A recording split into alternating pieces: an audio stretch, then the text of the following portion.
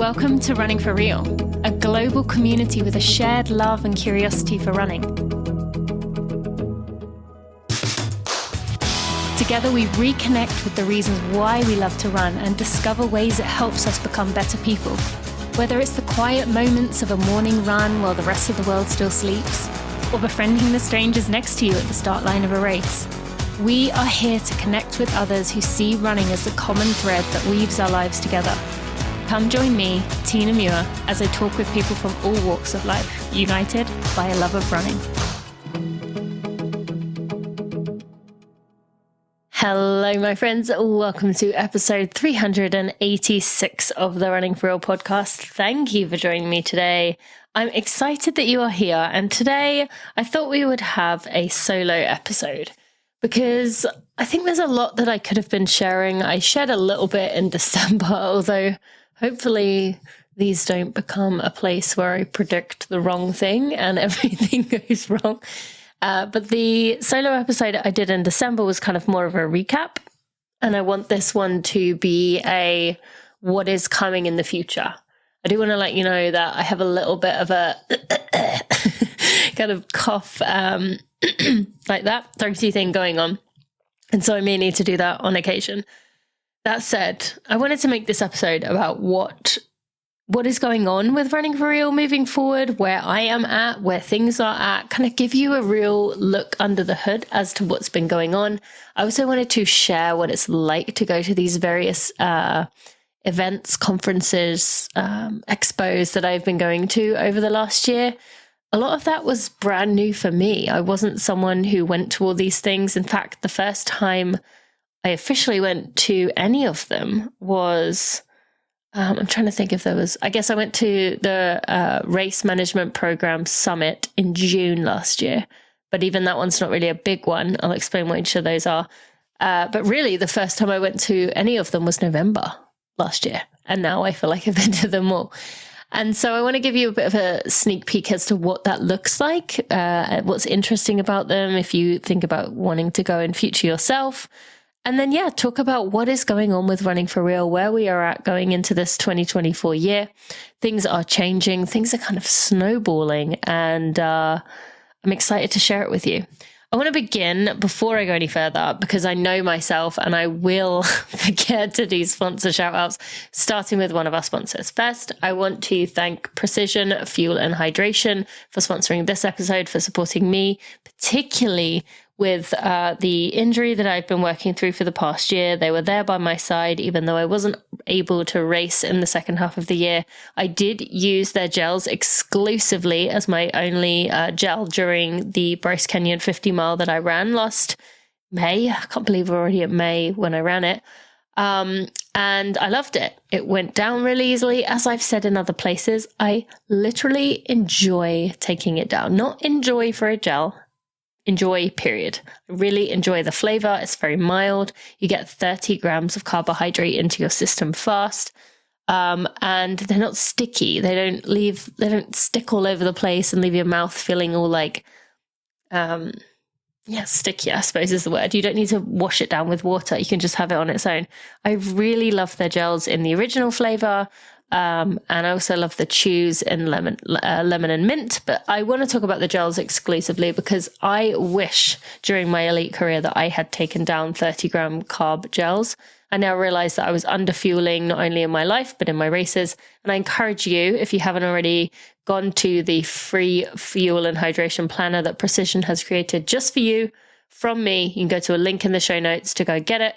runningforreal.com/episode 386. You can also use code Tina sent me if you want to get 15% off at precisionhydration.com. Okay, that's Precision. Very thankful for them. Love their gels. Can't imagine using anything else nowadays. And I just love how much Precision wants to give back. But going back to this year. So I think I'll start with, why don't I start with my foot? Because that's kind of hopefully the shortest thing. You've heard me talking about my foot, my Haglund's deformity Achilles issue for probably 6 months now. I do have a Haglund's deformity. What that basically means is I have a bone spur, a growth on my heel. on the inside and now outside of my heel, surrounding my Achilles. You can see it. That bump is with me for life now. It is bone, it is also kind of rubbing against my Achilles at the insertion point. So it's just all round a bit of a tough injury. We were doing really well, and then I got over 50 miles a week, 3 weeks in a row, and then it just started bothering me again. I really thought I was getting going. I was doing 17-mile long runs on the trails. I was starting to think about races. And then it just flared up again. A few weeks ago, I went to see Tom Michaud, who has been on that podcast twice. I strongly encourage you to go back to listen to those episodes. He is honestly one of the smartest people I've ever met, particularly when it comes to lower leg injuries. And if you reach out to me after this episode and say you want me to bring him back, I would love to bring him back on. He is, just one of the smartest people I knew and I know. And he's unlocked the missing pieces of what we're doing. I was doing the physical therapy he suggested, but that showed to me the importance of going to see someone in person, because even his exercises that he gave me weren't quite hitting the right area. And so it wasn't helping, essentially. But now we have figured out what the problem is. We can work on it. Although, to be honest, in all reality, I think likely I'm going to end up getting the surgery for this injury.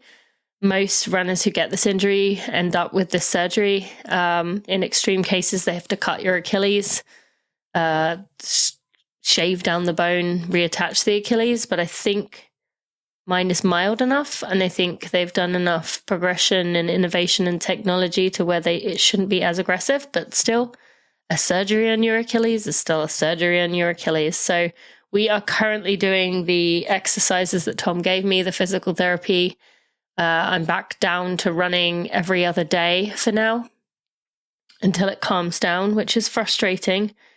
But, I'll do what I need to do. As I talk about in my book, I want to be a sustainable lifelong runner, and that's what it takes currently. So I am backing down, but still knowing that likely at the end of this period, when we've built up and fixed the problem, built up the muscle in the muscles that weren't working, fixed the issues with my weaknesses and overuses, that we will go into the surgery prepped. So hopefully I can bounce back quicker. Not 100% set on that, but I need to do the research on which surgeon I would go with. But yeah, it's kind of looking that way, which is scary and also ironic that I went from age 14 to 29 without really having any kind of injury, and I was under fueling and not sleeping, and now I do sleep 8 to 9 hours a night. I do get my period. I would say I'm healthy. I have a healthy balance with myself, and this is the injury I've got. And it's not fun, but I'm not down about it because I have that perspective at least that running isn't everything. So there's that. If you have a Haglund's, I think maybe at some point I'm going to do an episode about it, because it is a weird injury that quite a lot of people have, a lot of elite athletes have, but you can't really find much on it. So I think I might do an episode at some point, maybe getting some people who have had the surgery and been happy, maybe one or two who haven't had the surgery and are able to tolerate it, and then maybe some of the experts. Maybe that's why I'll bring Tom on. Okay. All right. So that is that. Let's next talk about the conferences. So I had always, well, not always, I had in the last few years heard about these conferences that people go to. And I didn't really know what that meant. Like, how can there be more conferences for running than just one for runners? But over the last year, I've learned that each of these kind of have a specific niche. And I haven't even gone to all of them. There are more than this, but these are the main ones. So I'm going to give you kind of a breakdown of what they're for. So first up is the running event, which happens in Austin every year at the beginning, late November, early December. That, from what I get the gist of it, is primarily for the brands to kind of show their upcoming models that are coming out in the next year. It's kind of for the brand side of it, and also the running stores are the ones who go to see what they want to sell in their store in the coming year. So that's a very interesting one for me to be at. I get to kind of look at who is putting a priority on sustainability, who is doing the work in terms of their efforts towards minimizing their impact. But it's also primarily targeted at the running stores, which for me feels a bit weird because I don't really engage that much with running stores. I mean, I there's a few that I really love, like Palmetto, which is in South Carolina, a Runner's Mind in San Francisco, and I live in St. Louis, Big River. I'm a big fan of that, and Running Niche in St. Louis. But beyond that, I don't really shop in the running stores too much. I more am interested in the brand side of things and what they have to offer. A lot of people go to that event, and I would say over the years, it seems to have skewed, from what I've heard, to where now it is about those two groups I mentioned, but also the influencers, essentially, who get to see what's coming. Like Kafuzi is a good example, Mike Coe, who you may recognize from YouTube, or you can go back and listen to the episode with him. He's a good example of someone that a lot of the races or that a lot of the brands were pitching. And then in the evenings at TRE, you also have these like brand parties where they'll spend a lot of money, like making a free bar at this bar, essentially. And they might have 500, maybe not, I don't know, 200, 300, 400, can't really tell numbers. People go there. And like Gouda throws these huge parties with like big, I don't know how to describe them, activations, I suppose. And so each night you've got a lot of like options of whose party you want to go to. And a lot of them you have to get like a wristband to go, and you have to know the right person. So to me, the running event is it's kind of a bit of an old boys club, but changing. I really did enjoy it. There's a lot of people at a leadership level there now who are making change in a good way. I loved that this year TRE brought in Gary and Tommy from PR Project to host a kind of live chat with people that were there on each of the days for, big slots of the day, kind of giving them the platform. And I do think things are changing in terms of who's being brought in to speak. There are speaking events at TRE, but you have to have a certain entrance badge to get in. So for me, I did not. I just had a vendor one working with some of the brands that I was working with. But I couldn't get to see any of the talks, which was interesting. Okay, so that's the running event. That's TRE. The next one I went to was the Boston Run Show, which is kind of similar to the national, I believe it's called the National Running Show, which was originally in England, still is in England, has got massive in England.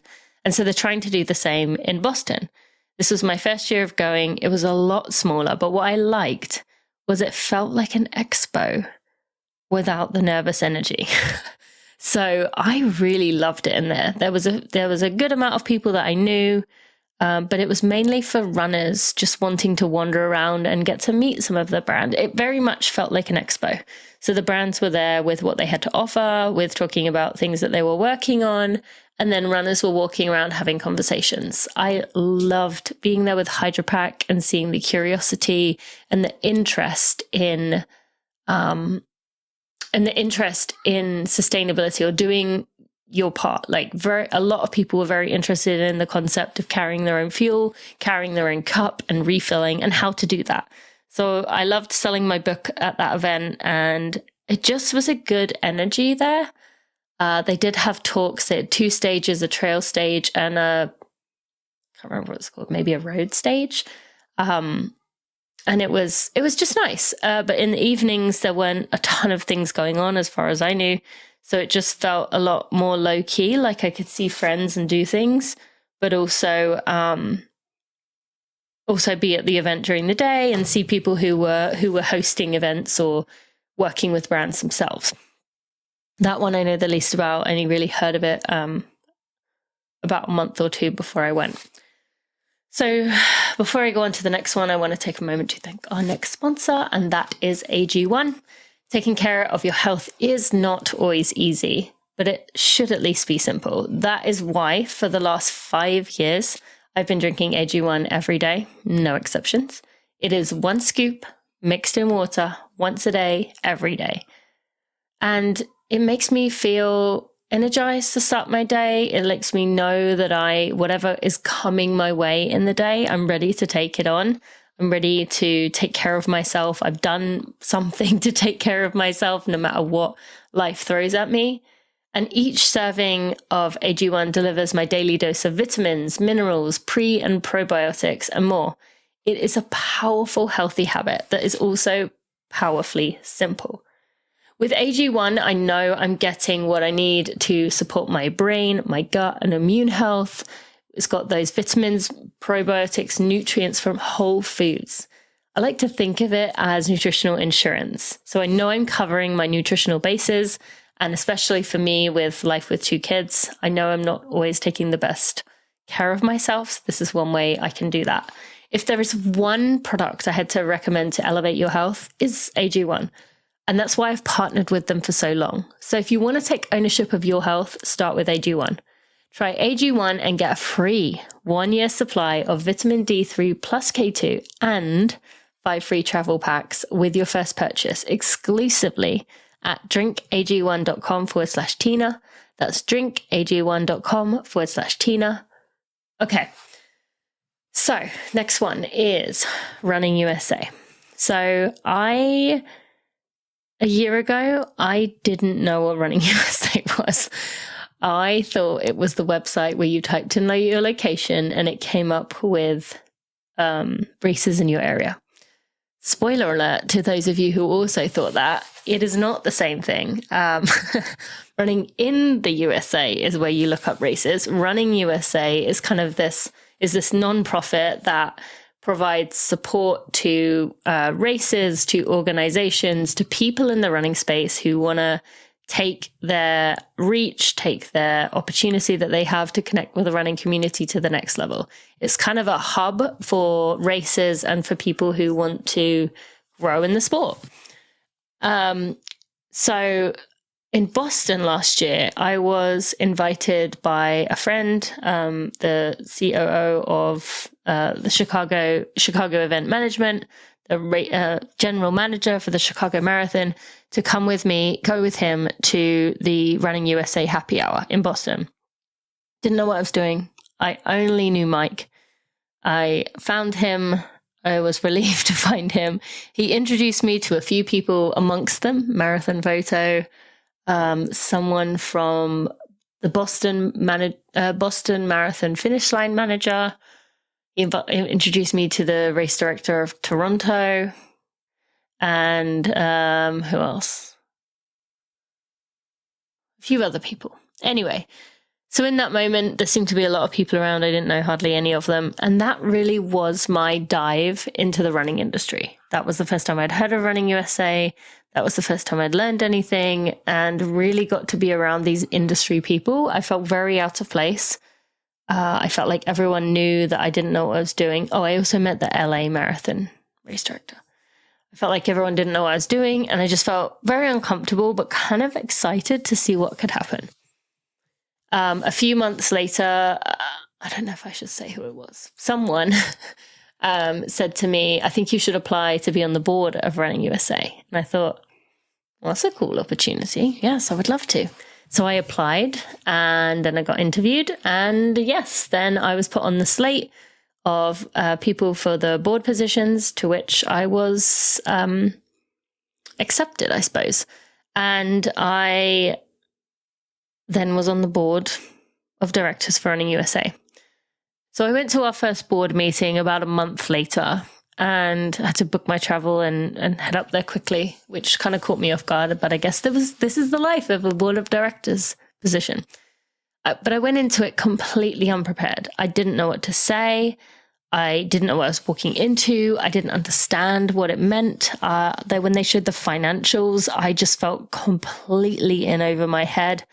And there was some tension, and I just didn't know what to think. I honestly was like, I don't know if this is the position for me. So over the coming months, the board plus the staff kind of went through some changes of where some new faces were coming in. And I was fortunate enough that I knew both the person who got brought in as the executive director, Jay Holder, is a friend. I worked with him for Peachtree. He brought me in for that race last year. And Michael Clemens, who is a previous podcast guest, one of my best friends.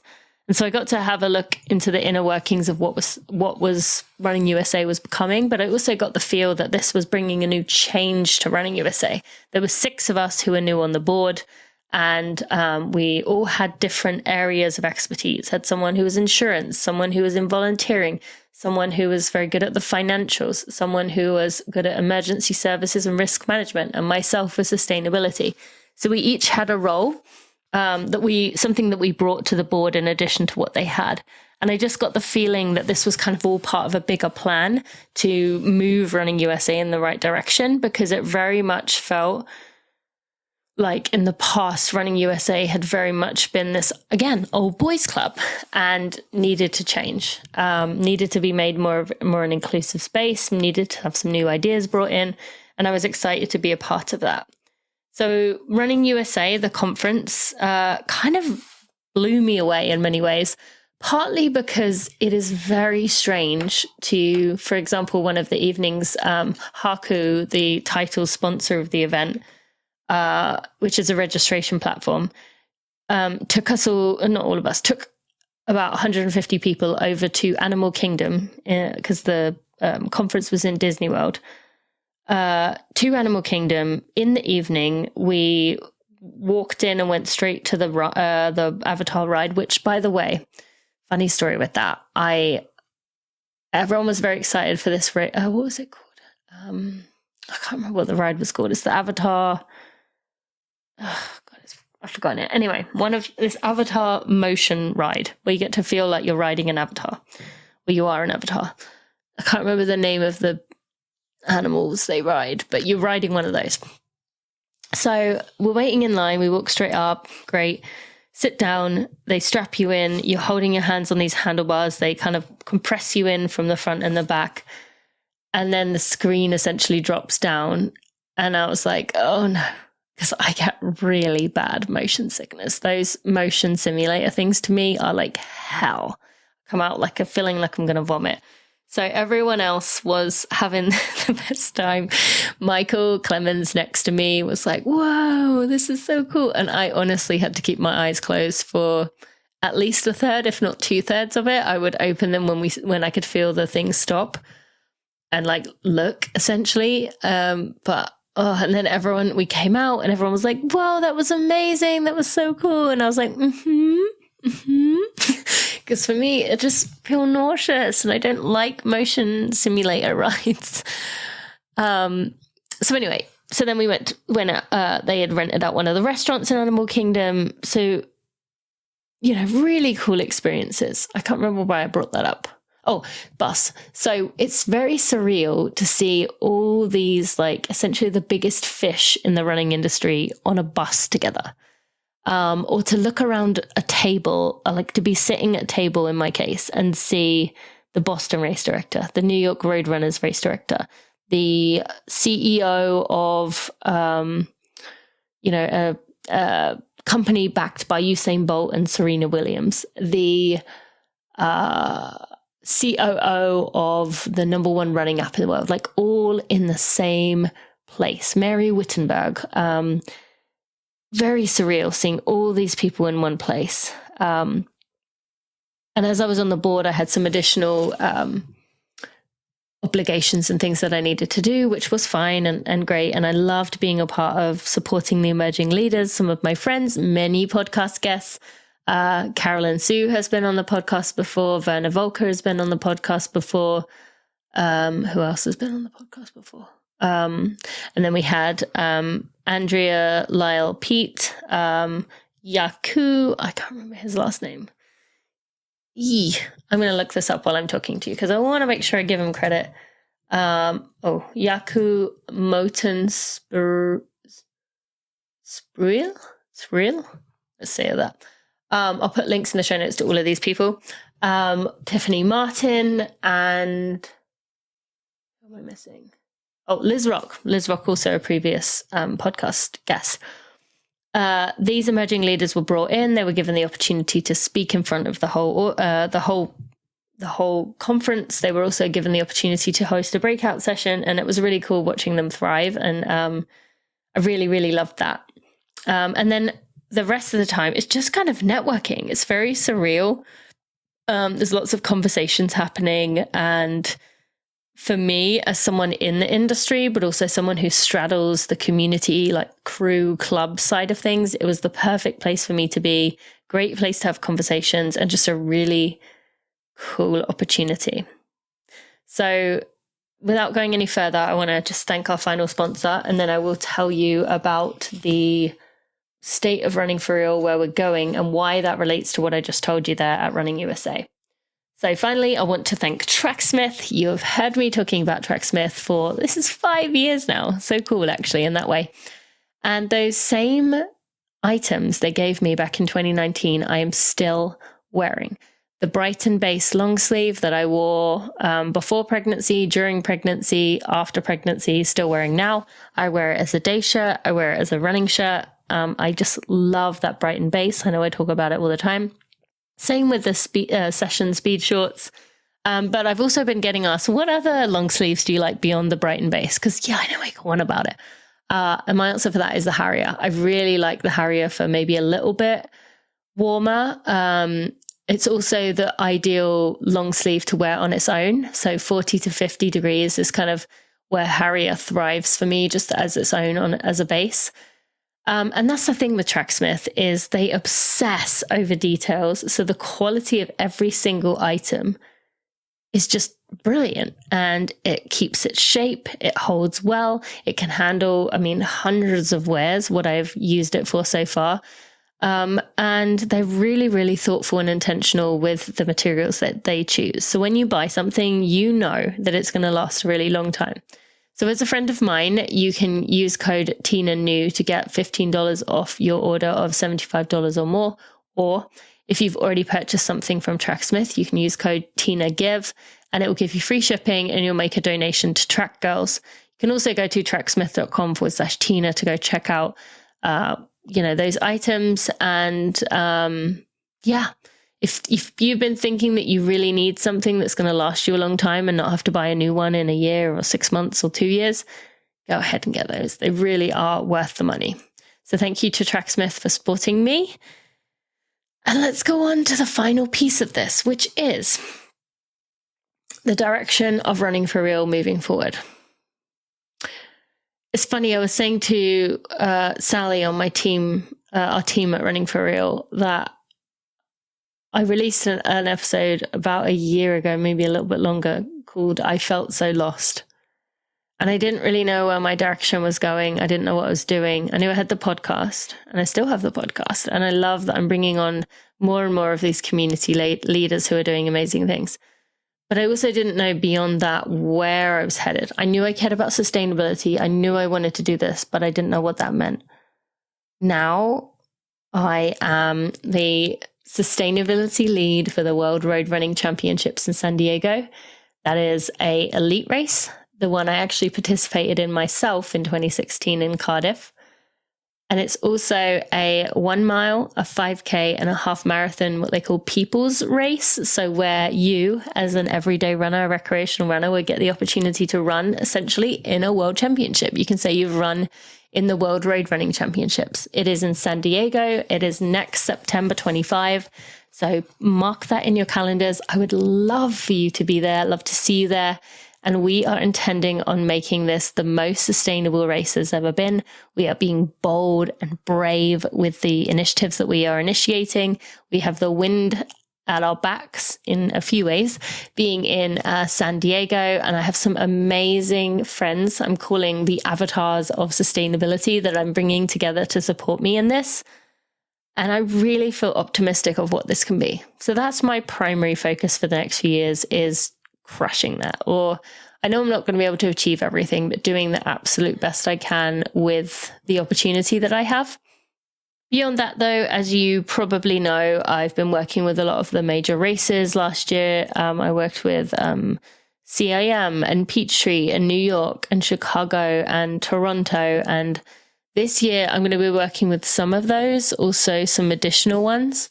But I don't want to be traveling as much as I was last year. So a lot of what I'm going to be doing is supporting races virtually. But even more than that, I have created these webinars that I will be offering every 3 months. So the first one will be end of March. And these webinars are going to give small races a way to dip their toes in the water sustainability wise. It's going to give them a way of doing their part, but giving them the tools to do it. Rather than, I understand that smaller races don't have the big budgets of the big races. They don't have a full-time sustainability person. And so for me saying to them, go send out this email, send an email to your participants about sustainability, they're going to be like, what do I even say? Or if I say to them, get compostable cups, they're going to say, well, where do I get them from? What ones should I do? So what I'm creating is giving the tools. Here's the email to send, tweak it as you may. Here's the copy to put on your website, tweak this part and this part. Here is the 3 companies I would recommend, and here's why I would recommend each. So I'm giving the tools to make it as easy as possible. So here's what I want from you. If you're a race director or a race organizer, amazing, come join me. As I said, it's a 4-part webinar, 1 webinar at the end of March, at the end of June, at the end of September, and probably early December, just because of, time of year. 4-part webinar. You can also do them separately, but obviously works out better, cheaper for you if you do it, all 4 of them. However, if you are not a race director or organizer, can you tell your race directors and organizers about this? You could say, I really care about sustainability. I want you to do your part. I believe in you, and I know you care. I know you just maybe don't have the time and the energy and the budget. Here is a way to do it. Tina is giving you the tools to be able to do it. It would really mean a lot to me, because race directors listen to you. You are their participants. And if you say something, they likely will change something. So that is where my focus is going to be this year, is on working with these races. I also have had some other opportunities come up with other running companies, adjacent companies that I'm helping them with their sustainability initiatives. But I feel like I've got my path. The train track is in front of me and I can see. And I feel very excited about that, of where it's going. Obviously, there's going to be bumps in the roads. There's going to be twists and turns. There's going to be things that go wrong. I mean, who knows this Haglands, how that's going to affect things? I don't know. I obviously can't race this year. I will be running, by the way, with Kaylee and Sandy at the NYRR United Half in March. And I will be doing a plogging event the day before, if anyone is in New York. But beyond that, I probably won't enter any races just because of my foot. I don't know, but we'll see. But the path for my career is set. I need to figure out how to organize myself. I need to figure out how to set some boundaries so that I don't end up missing my kids' entire childhood and spending so much time away from Steve. But I feel confident about where I'm going. I'm excited for where I'm going. So friends, I'm going to wrap up here. You can find links to everything we talked about today, including a link to sign up for that webinar, or sign up for information about the webinar. The sales page or the launch page, sign up page isn't ready yet, but at least to get information for your race director friends. Find links to our sponsors, Precision, Tracksmith, and AG1. You can find links to the 3 conferences and all the guests I have mentioned today in this episode at runningforreal.com/episode 386. Friends, I have loved updating you. I can't wait to share more with you. And thank you so much for listening. Thank you so much for your support. Let's see where Running for Real goes from here. I can't wait to take you on this journey with me. Thanks for listening.